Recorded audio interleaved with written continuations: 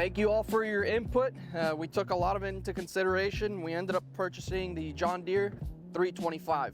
Few reasons why we ended up going with John Deere is because the sheer power that this machine has, the ease of it to maintain, and Nicole really did an excellent job. She came out to the farm a couple times, made sure that the machine was the type of machine that we needed for our use here on the farm. We did a couple trials out there at Everglades, and they really did a good job at making sure that it met our needs.